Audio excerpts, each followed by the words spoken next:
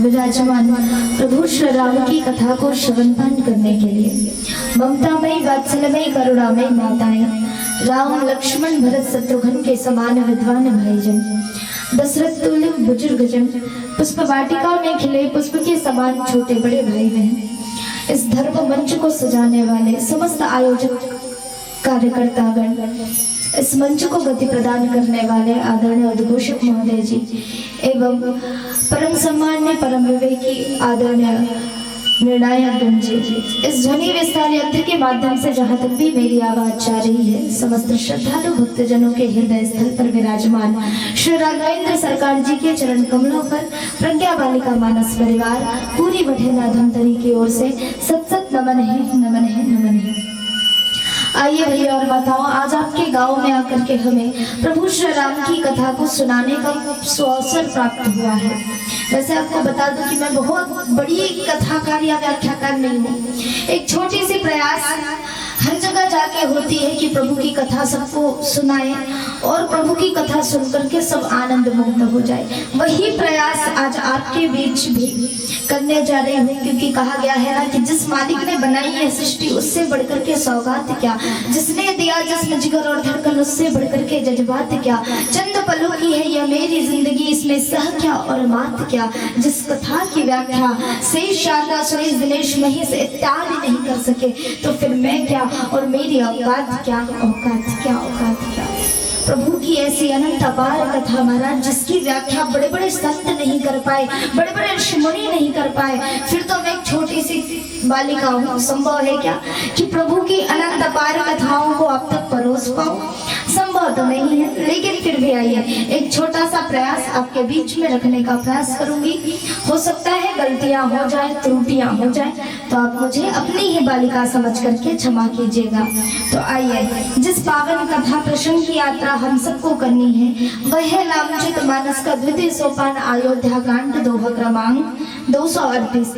इस कथा प्रसंग में प्रवेश कराने के पूर्व रामचरितमानस की कुछ विशेष बातें कि गोस्वामी तुलसीदास जी ने रामचरितमानस में 7 कांड का निर्माण किया। कितने कांड का? देखिए, जब तक आप हमसे नहीं जुड़ेंगे और हम आपसे नहीं जुड़ेंगे ना, कथा कहने में, कथा सुनाने में और कथा सुनने में आनंद नहीं आता। तो रामचरितमानस में गोस्वामी तुलसीदास जी ने कितने कांड का निर्माण किया है बताइए भला? 7 कांड का। तो आपने कभी विचार किया कि गोस्वामी तुलसीदास जी ने 7 ही कांड क्यों लिखे? चाहते तो 8, 9, 10 और भी कांड बना सकते थे, क्योंकि उन्होंने तो स्पष्ट लिखा है रामचरितमानस में, हरि अनंत हरि कथा अनंता, हरि अनंत हरि कथा अनंता।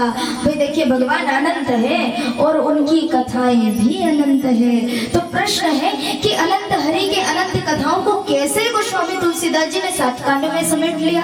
चाहते हैं तो 8, 9, 10 और कथा बढ़ा सकते थे, लिख सकते थे, लेकिन नहीं, गोस्वामी तुलसीदास जी ने 7 ही कांड बनाया। क्यों? उन्होंने कहा कि देखिए, हमें और आपको इस संसार में भेजने वाले कौन है बताइए? किसने भेजा है संसार में? भगवान ने भेजा है ना।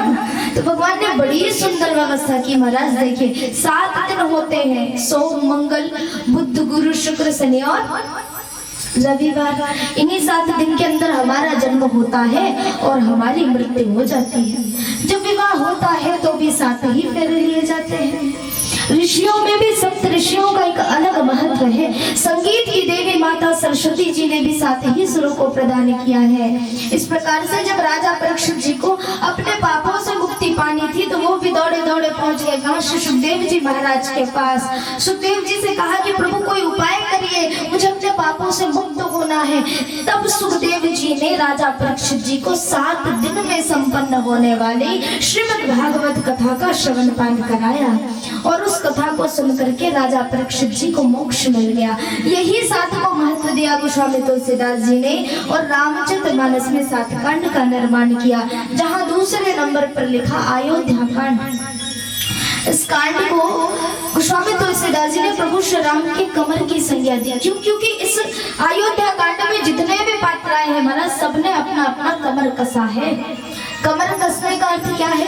दृढ़ संकल्प करना, जोला ठान ली सोला करके रहना ही है। सबसे पहले कमर कसने वाले पात्र थे राजा दशरथ जी, जिन्होंने कमर कसा कि मैं अपने सबसे बड़े बेटे राम को राज्य दूंगा, लेकिन वो बातें कल में सौंप दी। का कल, इसलिए कहते हैं काल करे सो आज कर, आज करे सो अब, पल में परलय होएगा तो बहरी करेगा कब। इसलिए कहा गया कि कभी भी कल पे मत सौंपेगा।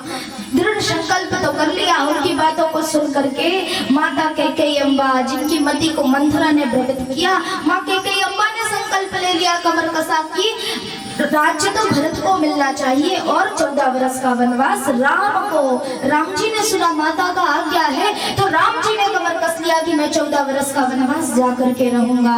उनकी बातों को सुन करके आए भाई लक्ष्मण जी, लखनलाल, माता सीता। कहा प्रभु आपके शरीर की परछाई तो हम दोनों हैं, और बताइए कभी शरीर से परछाई अलग होती है क्या? नहीं, शरीर जिधर जिधर जाता है परछाई उधर उधर चल पड़ती है। तो प्रभु से निवेदन किया, प्रभु आपके शरीर की परछाई हम दोनों हैं, हम भी आपके साथ चलेंगे। तो इस प्रकार से अयोध्या कांड में जितने भी पात्र है महाराज, सबने कमर कस लिया। तो आइए हम कथा में प्रवेश करते हैं, जिसकी चर्चा हमें करनी है। दोहा क्रमांक 238, जहाँ गोस्वामी तुलसीदास जी की लेखनी क्या कहती है?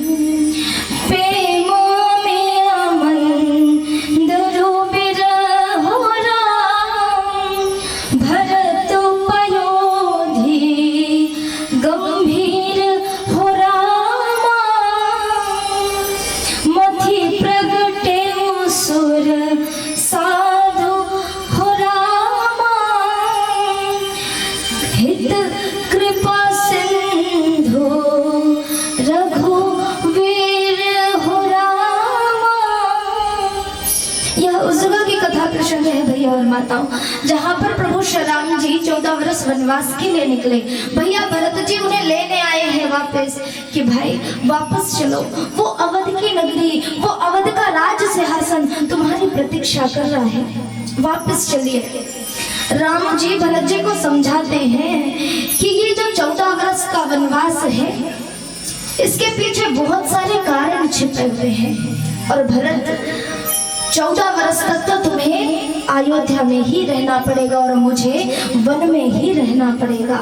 समझाते हैं, कहा कि प्रेम अमेय मंदर बृह, यहाँ पर प्रभु श्री रामचंद्र जी कृपा सिंधु है, अर्थात एक समुद्र के समान है और भैया भरत जी गहरे समुद्र है।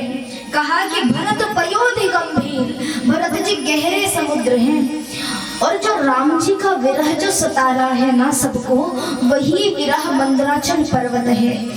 और जब समुद्र में मंदराचल पर्वत आता है और उसको मत करके प्रभु श्री रामचंद्र जी एक रत्न निकालते हैं। कौन सा रत्न? वो है अमृत रूपी प्रेम का रत्न है। देखिए ये तो त्रेता युग की बात है, जहाँ पर प्रभु श्री रामचंद्र जी ने भैया भरत के गहरे समुद्र में मंदराचल रूपी विरह को रख करके मथते हैं और वहां प्रेम रूपी एक रत्न निकालते हैं, अमृत निकालते हैं। ये त्रेता युग की बात है। और वहीं आप द्वापर में जाएं तो वहां भगवान श्री हरि के द्वारा भगवान श्री हरि ने जब देवताओं और दैत्यों के बीच में समुद्र मंथन रखा, तो समुद्र मंथन में क्या हुआ? देवता सारे एक और, दैत्य सारे एक और ऐसे वहां पर समुद्र को मथा गया। समुद्र में मंदराचल पर्वत को लाया गया, मंदराचल पर्वत डूबता गया। तब भगवान श्री हरि ने कच्छप का रूप लिया, कच्छप अवतार लिया और उस मंदराचल पर्वत के नीचे आ गया और पर्वत को अपने सिर पर धारण किया। और इस प्रकार से सब समुद्र मंथन हुआ। तो सबसे पहले समुद्र मंथन में रत्न जो निकला वो था विष का। हलाहल जब विष निकला तो सब आश्चर्यचकित हो गए कि अब इस विष से क्या होगा, क्योंकि जब विष निकला तो उस विष के जहर से, उस जहर के प्रताप से सारे उस जल में जितने जीव जंतु थे मरा सब मरने लगे। सिर्फ जीव जंतु ही नहीं, सारे दैत्य अब धीरे धीरे करके बेहोश होने लगे, मरने लगे। इधर देवताओं का भी हालत खराब होने लगा। तब सारे देवता ने सोचा कि प्रभु अब इन विष का क्या होगा, ऐसे में तो ये लीला यहीं समाप्त हो जाएगी। तब भगवान श्री हरि बताते हैं कि अगर इस विष को कोई धारण कर सकता है, अगर इस विष को कोई पान कर सकता है, तो वो केवल सिर्फ एक है। कौन? किन्होंने विष का पान किया?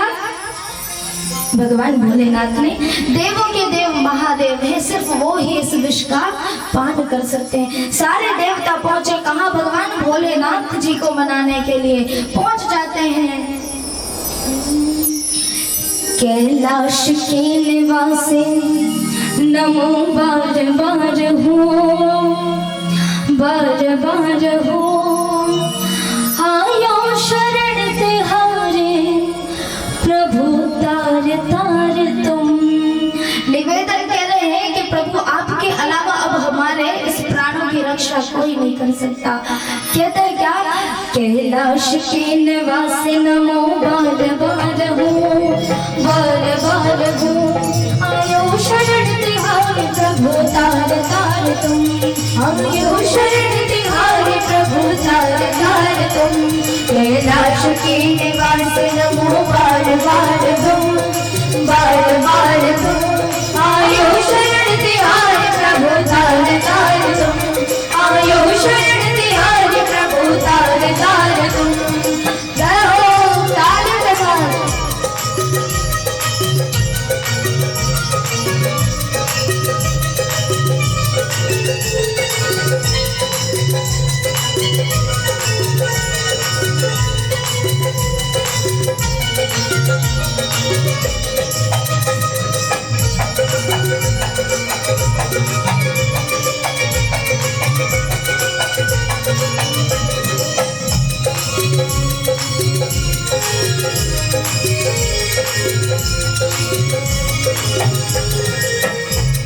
महाराज सारे पहुंचे हैं कहाँ? भगवान भोलेनाथ जी से कह रहे हैं कि प्रभु कभी अपने भक्तों को निराश नहीं करते, आप कभी भी अपने को निराश नहीं किया। ऐसे भोलेनाथ जी हैं। भक्तों को शिव तूने निराश ना किया, निराश ना किया, निराश ना किया। भक्तों को कभी शिव तूने निराश ना किया, निराश ना किया, निराश ना किया। मांगा जिन्हें जो चाहा वरदान दे दिया, मांगा जिन्हें जो चाहा वरदान दे दिया। बड़ा है तेरा दायरा, बड़ा है तेरा दायरा, बड़ा दतार तू, बड़ा दतार तू। आयो शरण तिहार प्रभु तार तार तुम, आयो शरण तिहार प्रभु तार तार तुम। कैलाश के निवासी नमो बार बार तुम, बार बार तुम। आयो शरण तिहार प्रभु तार तार तुम, आयो शरण तिहार प्रभु तार तार तुम।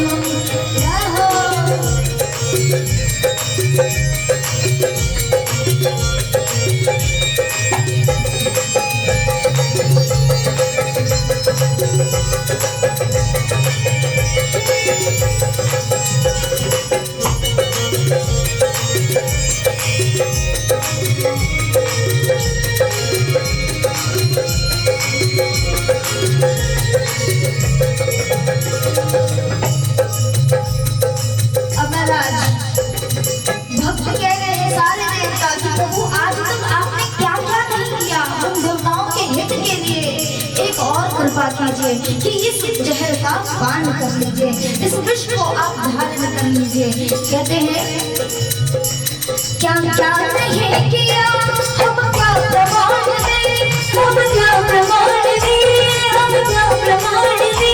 क्या क्या नहीं किया हम क्या प्रमाण दे, हम क्या प्रमाण दे, हम क्या प्रमाण दे। बस गए त्रिलोक शंभु तेरे दान दान से, बस गए त्रिलोक शंभु तेरे दान दान से। जहर पिया, जहर पी लिया, जीवन दिया,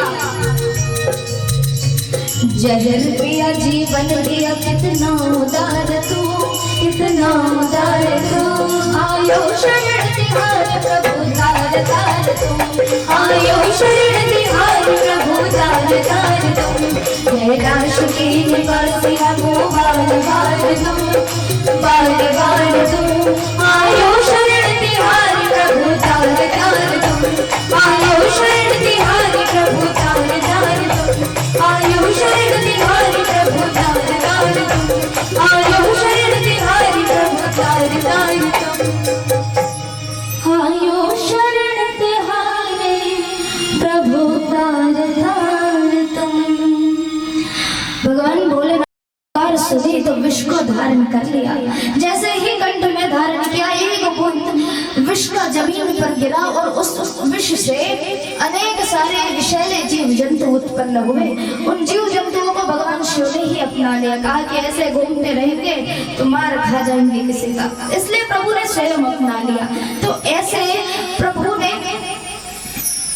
उस समय समुद्र मंथन किया और आज त्रेता युग में प्रभु श्री रामचंद्र जी अपने भैया भरत के साथ में उनके विरह को, जो विरह की वेदना है उसे मत करके एक प्रेम निकालते हैं। पता है वो प्रेम क्या चीज है और ऐसा क्यों कर रहे हैं भगवान रामचंद्र जी?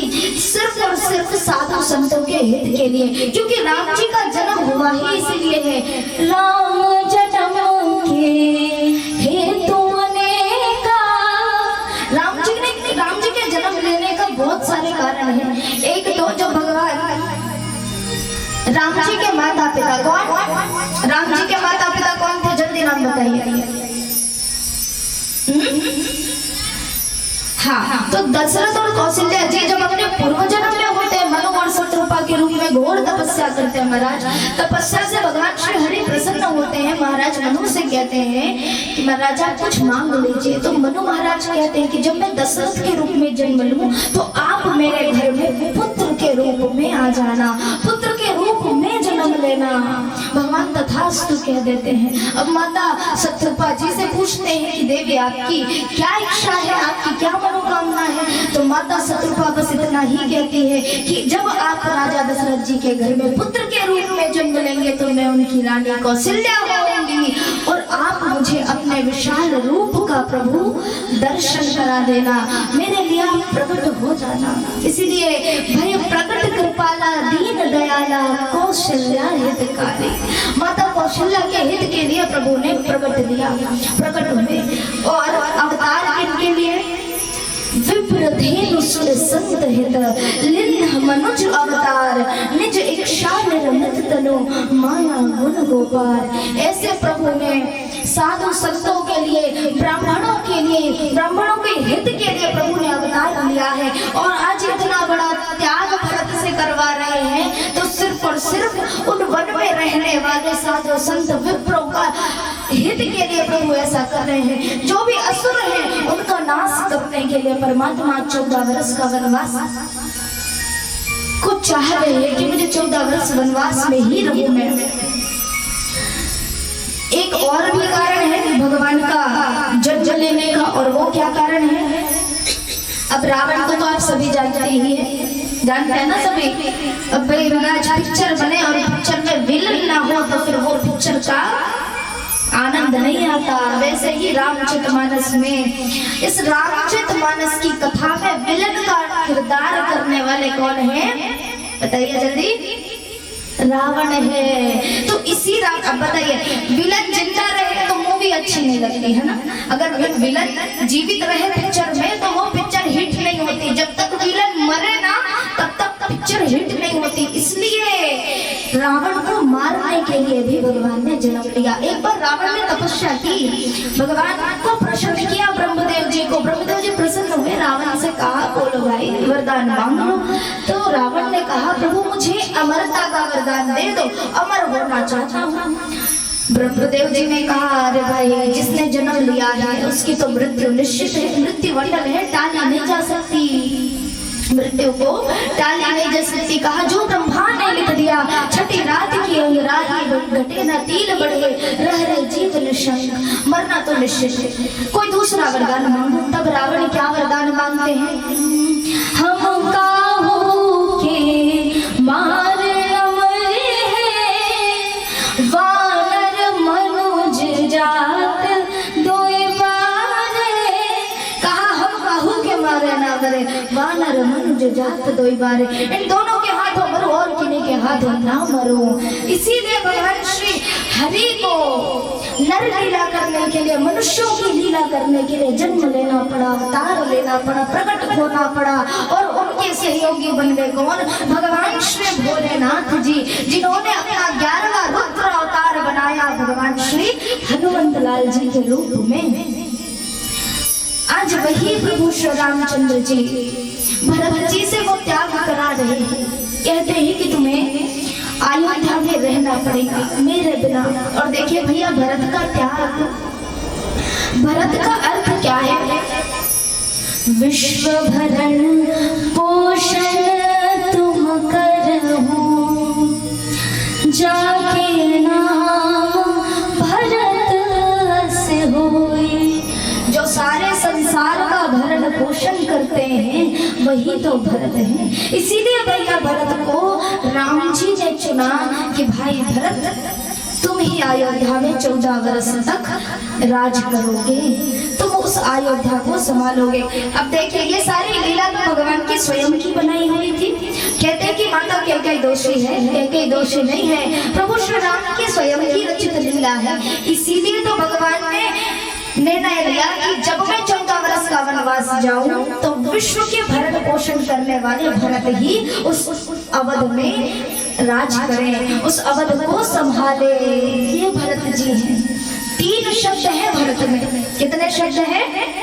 क्या क्या बताइए? क्या क्या? भ, र और त। भा का अर्थ है भजन, रा का अर्थ है राम और ता का अर्थ है तारना। जिसके नाम में ही प्रभु श्री राम का भजन छुपा हुआ है महाराज। बताइए वो कितने सौभाग्यशाली है। आप राम का नाम ना ले लेकिन भरत का नाम ले ले तो आप इस भव सागर से पार उतर जाएंगे। प्रभु के नाम में तो शक्ति है ही, लेकिन जो प्रभु राम जिनके मुख में सदैव भरत का नाम है, बताइए अगर उस भरत का नाम आप ले लेते हैं तो प्रभु के मुख और हृदय में आपको स्थान मिल जाता है। ऐसे भरत जी हैं और ऐसे उनकी लीला है। तो आइए एक छोटा सा भजन करते हैं, फिर आगे की कथा को आपको पुनः परोसने का प्रयास करेंगे। लखन सिया रामचंद्र की जय। मेरे प्रभु श्री राम का लाल निशान लहराएगा। भारत की सरजमीन पर अब एक ही नारा छाएगा।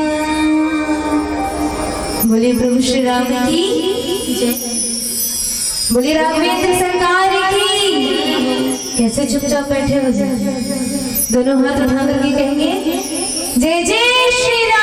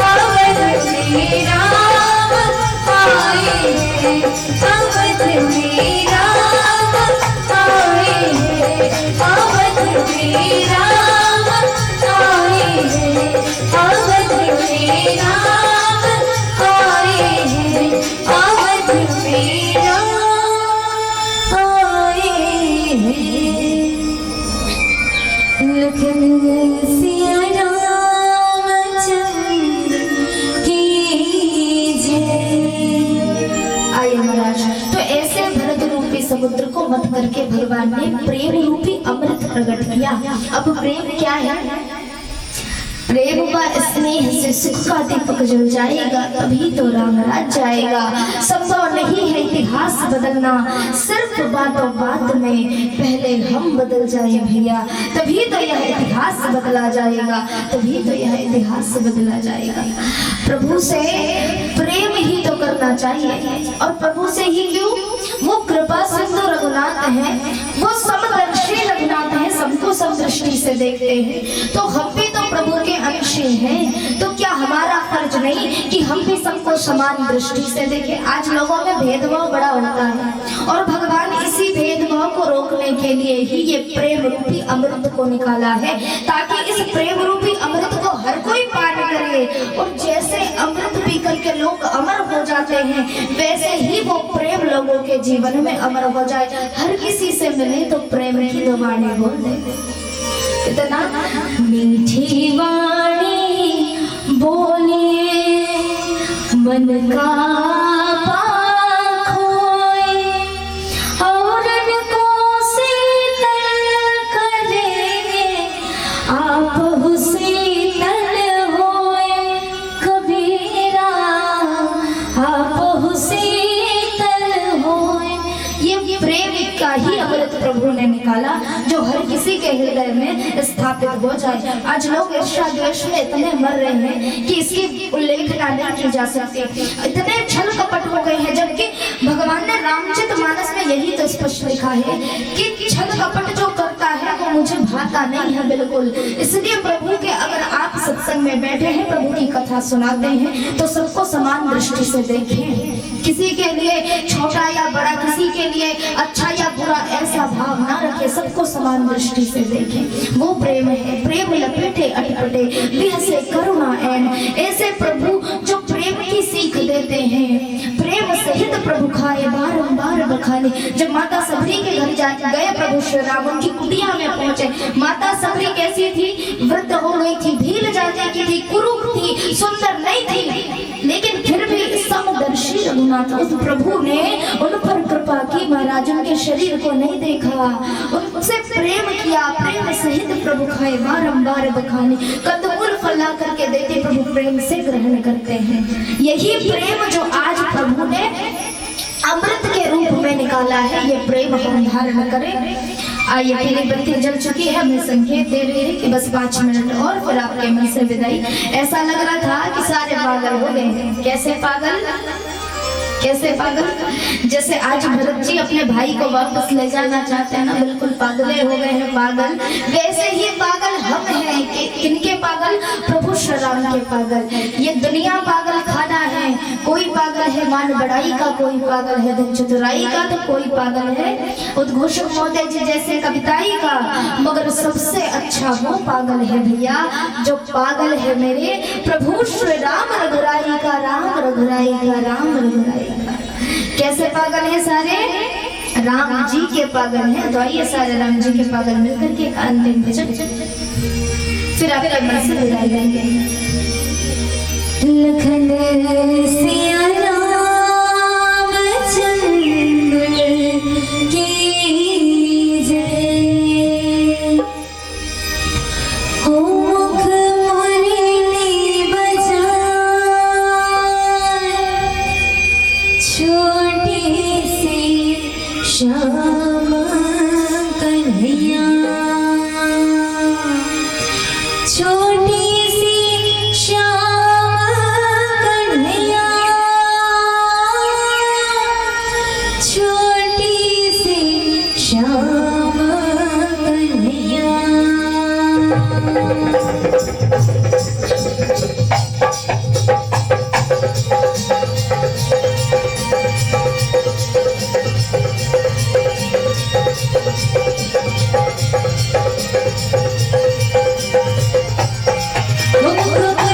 बजाए मुख मुरली बजाए, छोटी सी श्याम कन्हैया। मुख मुरली बजाए, मुख मुरली बजाए, छोटी सी श्याम कन्हैया। अरे छोटी सी श्याम कन्हैया, छोटी सी श्याम कन्हैया। अरे अरे छोटी सी श्याम कन्हैया, छोटी सी श्याम कन्हैया। मुख मुरली बजाए, मुख मुरली बजाए, छोटी सी श्याम कन्हैया। मुख मुरली बजाए, मुख मुरली बजाए, छोटी सी श्याम कन्हैया। जय हो।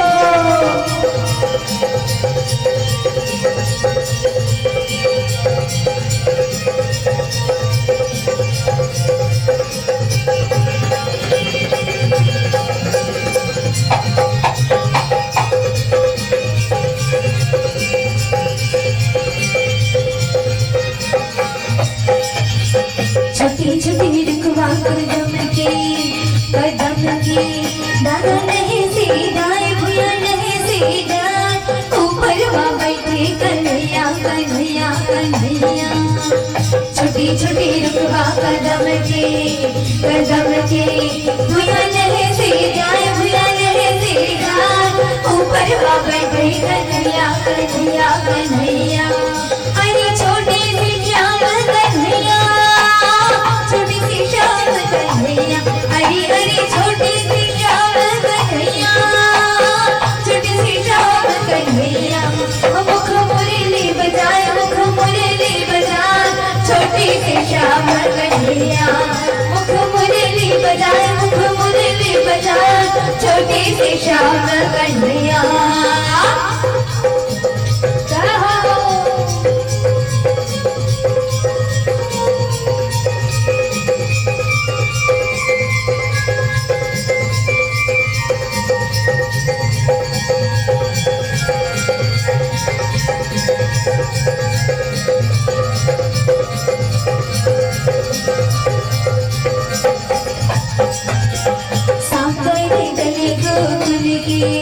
गोकुल की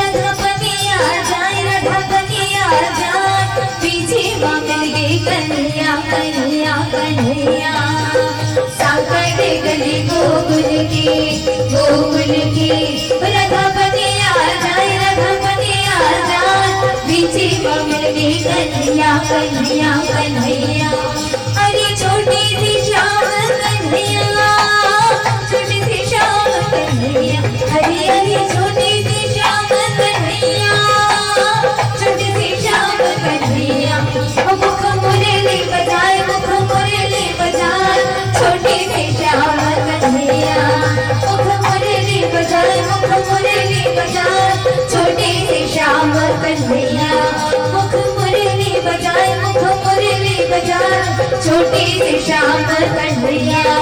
अरे झंझर गाँव में लाल लाल हो, झंझर गाँव में लाल लाल हो, चारों मुड़ा उड़ाते गुलाल, चारों मुड़ा उड़ाते गुलाल, चारों मुड़ा उड़ाते गुलाल हो करे, चारों मुड़ा उड़ाते गुलाल, चारों मुड़ा उड़ाते गुलाल हो करे, चारों मुड़ा उड़ाते गुलाल। अरे होरी की डगे नंद लाल हो, होरी की डगे नंद लाल हो, चारों मुड़ा उड़ाते गुलाल, चारों मुड़ा उड़ाते गुलाल, चारों मुड़ा उड़ाते गुलाल, चारों मुड़ा उड़ाते गुलाल, चारों मुड़ा उड़ाते गुलाल, चारों मुड़ा